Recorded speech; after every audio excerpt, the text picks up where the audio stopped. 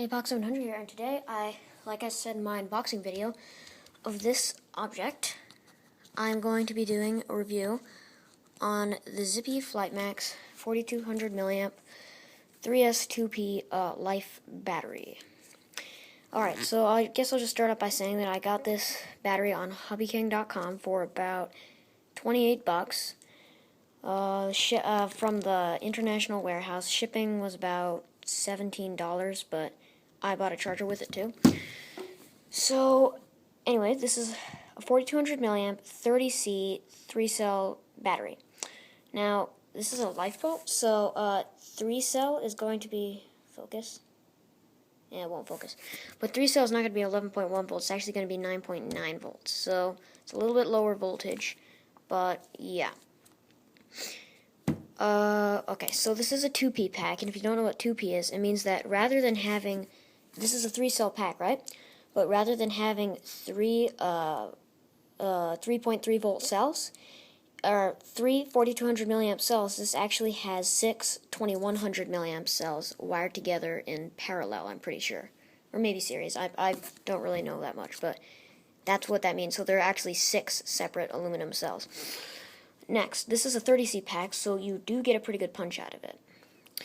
The speed, in my Rustler VXL, it's definitely not 3S LiPo fast, but it is very fast. It is way faster than your stock battery. It's probably about, for a good comparison, it's right in the middle between a 2S and a 2 and 3 cell LiPo. It's way faster than a 2-cell, but not quite as fast as a 3-cell. So, yeah. If 3-cell does, you can probably get about 60 miles an hour with this pack with the right gearing. 3176 gearing, you can get about 60 miles an hour, not the 70, 75 that you can get with the other one. 60 is probably a pretty good estimate of what you can get out of this pack. Yeah, so it does have a balancer because it is a lithium battery. And, okay, so first the pros. This battery is very cheap, and you cannot go wrong for it. Some of the cons are you're going to have to buy a connector unless you have like an HPI or something and you use bullet connectors, which I've never seen anybody use bullet connectors on their battery, but if you do, then that's fine. It comes with 5.5mm bullets. I just soldered on Traxxas, so you are going to probably have to buy your own connector. This pack is getting pretty beat up, though, so you can see it's just kind of beat up. That part's mushed in, I don't know, but yeah. One thing with this battery, I'm not sure if this is normal for a LiFe battery. I think I remember reading somewhere that this is normal, but when you finish the charge, like 2 cells will read something like 3.5 volts, and then the last cell will read like 3.6 volts. That seems to usually happen with this battery. I don't really know if that's normal or not, but I'm guessing it is. It peaks at 10.8 volts still, so I think that's normal though. So, yes. Another thing, this pack is a soft case. This is my first soft case lithium battery, so I'll show you my Rustler now. That's the Rustler. Yeah, it's been taken apart a lot because I broke some stuff, and so I need to order some more parts for it. I broke these pins, and I'm just going to upgrade to titanium, but yeah. Anyway, so I'm going to put the battery in really quick. Give me a second. I'll let you look at my assortment of oils.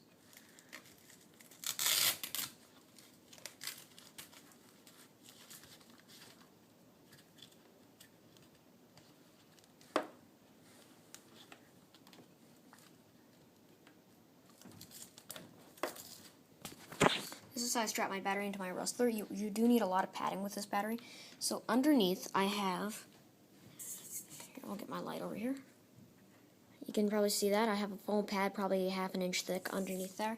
And then I have more foam spacing right there just to keep the battery. I used to run without, that's how my battery got all damaged. You want lots of foam padding.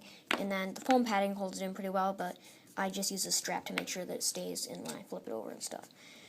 So that's how I run this battery. Also, this is a very big battery. You will not be able to run, well, I have the aluminum chassis, and I don't think anybody else, I haven't really seen anybody do videos with an aluminum chassis on YouTube.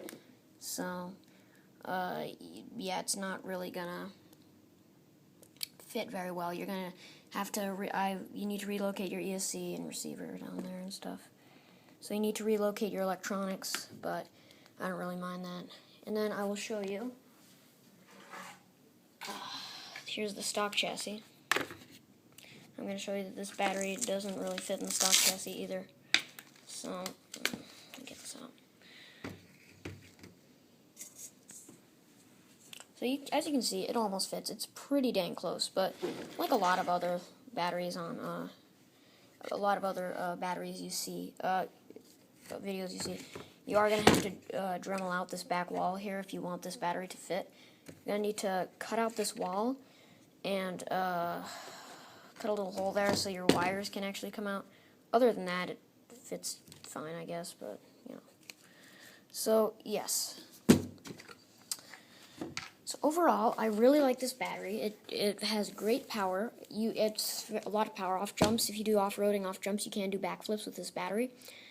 It's not, like, impossible to keep the front end down, but it can be a challenge sometimes to keep the front end down with this battery pack. So, yeah. Value. I would say this is very good value for your money.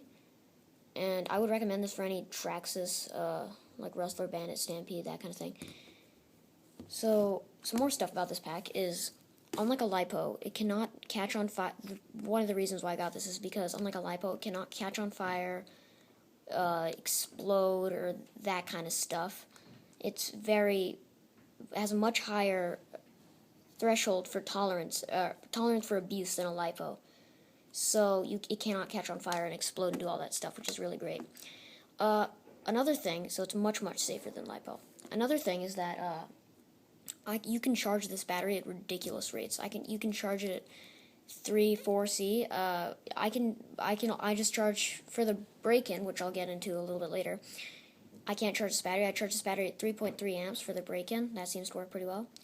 I'll get into the break-in later. But once you've broken in your battery, you can charge this thing at 10, 15 amps. I'm probably just going to charge mine at 5 because that's all my charger can do, but yeah.